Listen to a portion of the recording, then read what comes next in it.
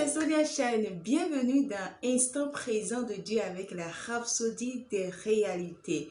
Et bienvenue également dans ce mois de mars, le troisième de l'année 2022 et notre premier rendez-vous ce mercredi.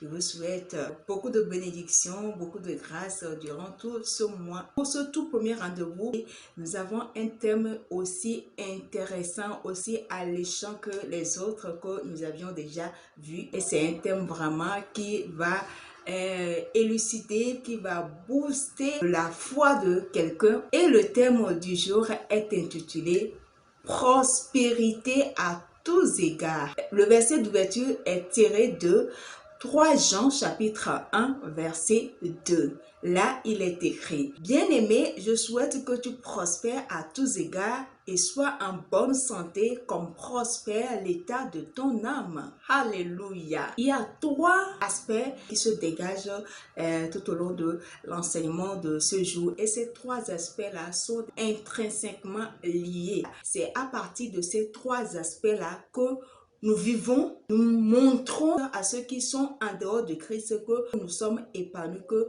nous avons tout en Christ. Le premier aspect, c'est l'aspect matériel. Si nous retournons dans notre verset d'ouverture, il est écrit « Bien-aimé, je souhaite que tu prospères à tous égards ».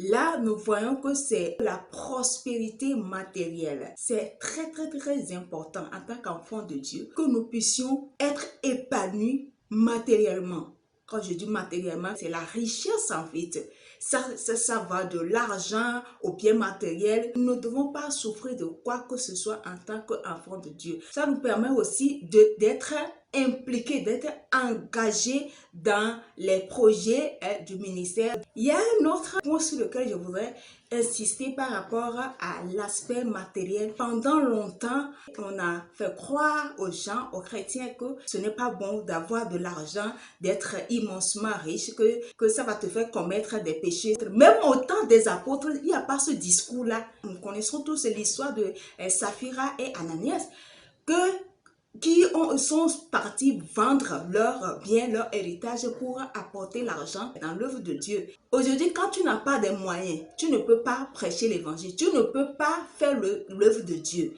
Supposons que Dieu t'a mis à cœur d'aller prêcher dans une localité par exemple. Comment est-ce que tu peux vraiment toucher les gens de cette localité si tu n'as pas les moyens pour louer la logistique, le matériel, la lumière, les haut-parleurs, les micros, tout cela, les gens qui doivent travailler. Si tu n'as pas les moyens, tu ne peux pas accomplir cette vision-là. Nous laissons même aller dans une localité pour prêcher. Ne serait-ce qu'aller sur les médias, sur une radio ou une télé par exemple, pour prêcher la bonne nouvelle. C'est de l'argent aujourd'hui. Donc, c'est important aujourd'hui que les enfants de Dieu soient financièrement nantis, épanouis, bien assis pour pouvoir financer l'œuvre de Dieu.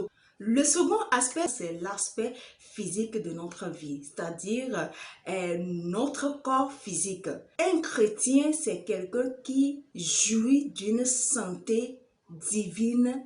C'est quelqu'un qui ne doit pas expérimenter les soucis de santé, qui ne doit pas avoir avec les maladies. Quelqu'un pourrait dire, ah, comment est-ce que c'est possible? Oui, c'est possible. Et c'est ça le souhait de Dieu. En tant que chrétien, nouvelle créature, on peut vivre H24, 7 jours sur 7, 12 mois sur 12, 365 jours sur 365 sans tomber malade. Ça fait partie du packaging. Quand nous avions donné notre vie à Christ, le packaging qui accompagne, que Dieu nous a donné en tant que nouvelle créature, la santé divine fait partie. Quelqu'un pourrait dire, maintenant, et pourquoi est-ce que les chrétiens tombent malades? Pourquoi est-ce que les chrétiens ont des soucis de santé? Je dirais tout simplement, c'est pas ignorance. Ouais, d'abord, en tant que nouvelle créature, on doit ancrer, on doit enregistrer cela dans notre cerveau que nous ne sommes pas un être ordinaire, nous ne sommes pas chair, nous sommes d'abord esprit, nous vivons dans un corps, nous avons une âme. Je n'invente rien, c'est la Bible qui le dit. Notre Père qui nous a engendrés, Dieu, il est esprit. C'est parce que nous avons besoin de ce corps-là pour vivre dans ce monde. Et donc, quand un chrétien souffre, c'est parce qu'il est ignorant de ce qu'il est en réalité. Un chrétien doit être spirituellement épanoui. Il y a des chrétiens aujourd'hui, leur vie spirituelle se résume à des combats. Depuis eux, ils ont donné leur vie à Christ là. C'est comme si c'est maintenant que la porte des problèmes spirituels est ouverte pour eux. Ils sont tout le temps là en train de faire des prières de combat, de chasser les démons. Ils ne profitent même pas de leur vie chrétienne. Et très souvent, c'est des gens qui financièrement aussi, ça ne va pas.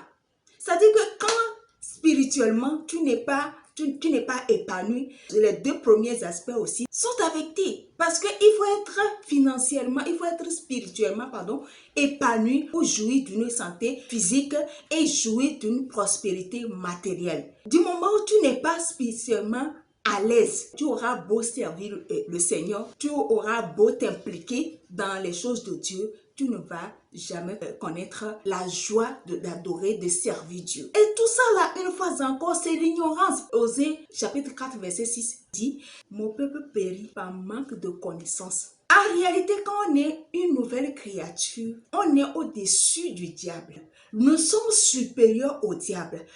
Par conséquent, le diable n'est pas un facteur pour que nous puissions consacrer notre énergie sur lui. Non, Dieu n'occulte pas le fait que des gens sont acculés par des soucis, sont acculés par des manifestations démoniaques. Mais je dis, ce n'est pas une occasion pour se concentrer sur le diable. Qu'est-ce que toi tu as à faire? Ce que tu as à faire, c'est d'exercer ton autorité pour stopper ces manifestations dans ta vie. C'est d'user de ton autorité pour chasser le démon. La Bible n'a pas dit qu'il faut combattre le démon, non.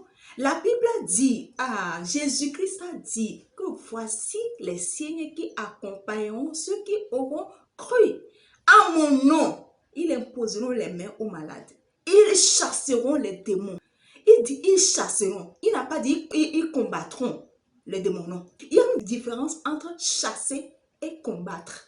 Combattre, ça veut dire que tu luttes avec la chose. Tu es dans une lutte, tu rentres dans une lutte avec l'adversaire. Mais chasser là, ça veut dire que tu exerces ton autorité, tu donnes un ordre. Tu uses de ton autorité, de ta position d'enfant de Dieu, de ta position du roi.